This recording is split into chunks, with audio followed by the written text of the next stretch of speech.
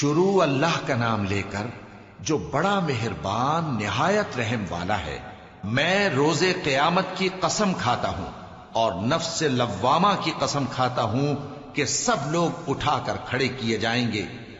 کیا انسان یہ خیال کرتا ہے کہ ہم اس کی بکھری ہوئی ہڈیاں اکٹھی نہیں کریں گے؟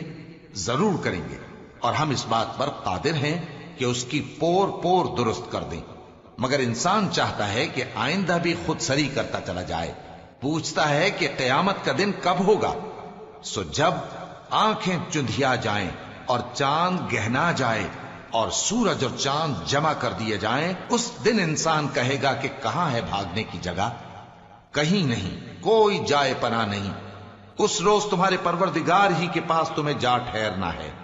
اس دن انسان کو جو عمل اس نے آگے بھیجے اور جو پیچھے چھوڑے ہوں گے سب بتا دیے جائیں گے۔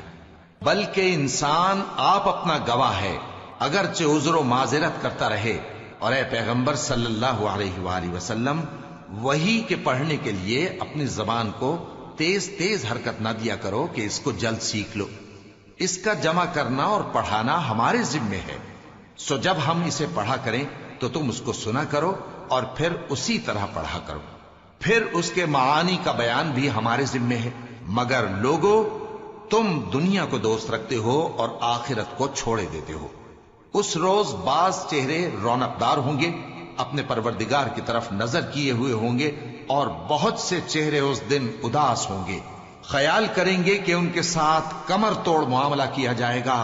ہاں، جب جان گلے تک پہنچ جائے اور لوگ کہنے لگیں اس وقت کون جھاڑ پھونک کرنے والا ہے، اور اس جاں بلب نے سمجھا کہ اب جدائی کا وقت ہے اور پنڈلی سے پنڈلی لپٹ جائے، اس دن تجھ کو اپنے پروردگار کی طرف کھینچے چلے چلنا ہے۔ پھر ایسے مغرور نے نہ تو پیغمبر صلی اللہ علیہ وآلہ وسلم کو سچا جانا اور نہ نماز پڑھی، لیکن جھٹلایا اور منہ پھیر لیا، پھر اپنے گھر والوں کے پاس اکڑتا ہوا چل دیا۔ خرابی ہے تیری، خرابی پر خرابی ہے، پھر خرابی ہے تیری، خرابی پر خرابی ہے۔ کیا انسان یہ خیال کرتا ہے کہ اسے یوں ہی چھوڑ دیا جائے گا؟ کیا وہ منی کا جو ٹپکائی جاتی ہے ایک قطرہ نہ تھا، پھر لوتھڑا ہوا، پھر اللہ نے اس کو بنایا، سو اس کے اعضاء کو درست کیا، پھر اس کی دو قسمیں بنائیں، مرد اور عورت۔ کیا اس کو اس بات پر قدرت نہیں کہ مردوں کو زندہ کر دے؟